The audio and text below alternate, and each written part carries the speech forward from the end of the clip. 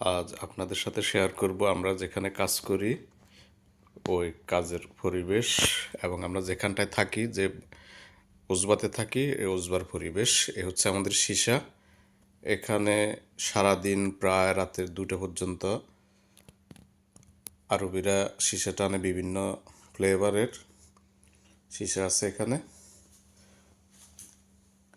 অবসর সময়টা এখানে বসে তারা আড্ডা দেয়। এটা হলো আমাদের কাজের জায়গা। এখানে আমরা কাজ করি, এই সীসাগুলো আমরা তৈরি করি নিজেরা, বিভিন্ন ফ্লেভারের সীসা।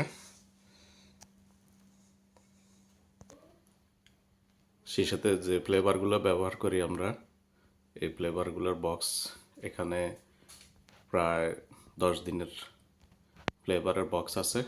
10 দিন পর আবার নতুন করে আসবে। এখন আমরা বাইরে যাব, বাইরের পরিবেশ আপনাদেরকে দেখাবো। এ হচ্ছে আমরা যেখানটায় থাকি, যে উজবাতে থাকি, এই উজবা। এইখানে এইখানে সীসার জন্য কয়লাগুলো পোড়ায়।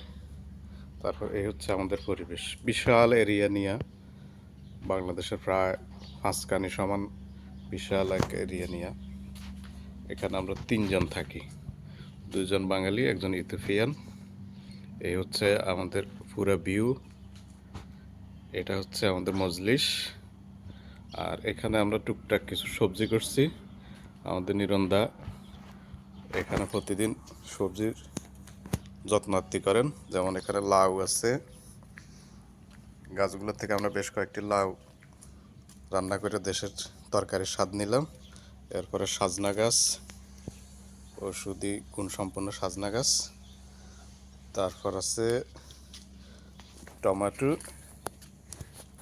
টমেটোতে ফুল আসতেছে আমাদের। ইনশাল্লাহ কিছুদিনের ভিতরে টমেটো আসবে। পাশাপাশি আছে করলা।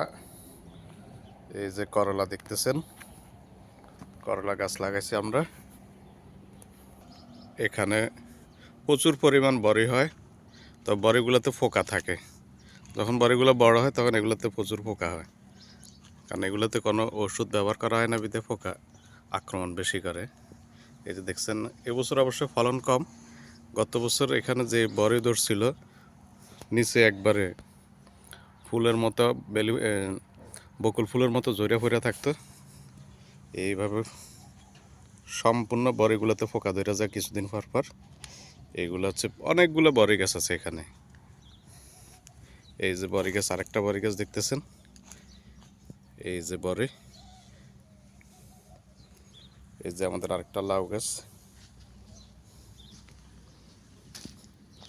এখান থেকে আজকে একটা লাউ নিছি, তারপর আরেকটা ওইখান থেকে নিলাম। এই যে মাশাল্লাহ আরও একটা লাউ আছে আমাদের গাছে। এই যে দেখতে পাচ্ছেন, পাতার ফাঁক দিয়ে দেখা যাইতেছে লাউ। এই যে লাউ,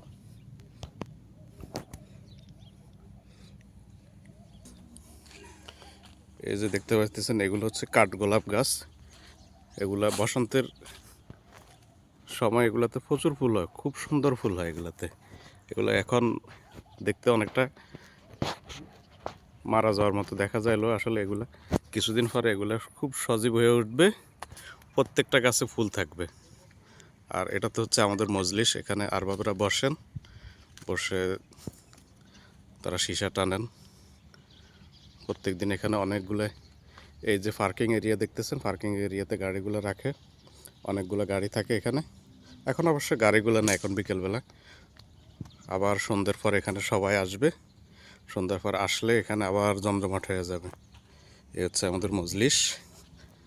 চলেন আমাদেরকে মজলিস ঘুরে দেখাই। এই হচ্ছে আমাদের মজলিসের দরজা। দরজা খুলতেছি, ভেতরে আসলাম। এই যে মজলিস, এই যে একটু আগে সবগুলো ক্লিন করলাম, ক্লিন করে রাখলাম। আর বাবারা সন্ধ্যার পর এখানে আসে বসবে। এই যে চমৎকার কালার এই সোফাগুলা। এই যে বিশাল বড় টেলিভিশন চলতেছে, এখানে বসে বসে তারা আড্ডা দিবেন। আড্ডা, কথাবার্তা, খাওয়া, এখানে সব কিছু করবেন। এই যে বাইরে চলে যাইতেছি, আবার বাইরের ভিউটা এখান থেকে অন্যরকম দেখা যাবে। এই যে গাছ,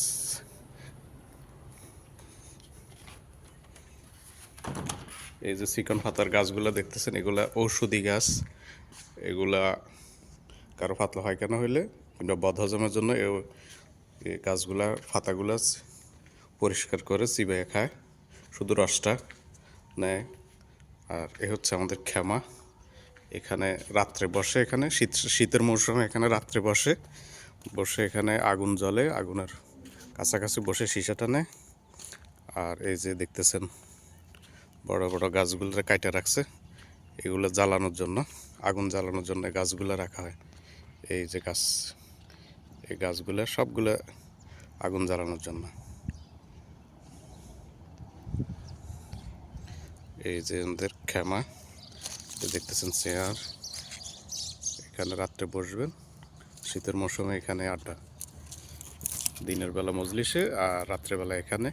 এই যে এটা দেখতেছেন, এটা হচ্ছে গ্যাস সিলিন্ডারের, এখানে আগুন জ্বালাবে, উপরে আগুনের তাপ নেবে। আর এই যে এটা দেখতেছেন, এটাতে বড় বড় গাছের টুকরা দিয়ে আগুন জ্বালানো হবে, অর্থাৎ তাদের একটা আনন্দ উল্লাসের জন্য এখানে তারা বসে বসে দীর্ঘক্ষণ বসে থাকবে রাত্রে। এখানে খাওয়া দাওয়া করবে, খাওয়া দাওয়া শেষে সবাই যে যার মতো চলে যায়।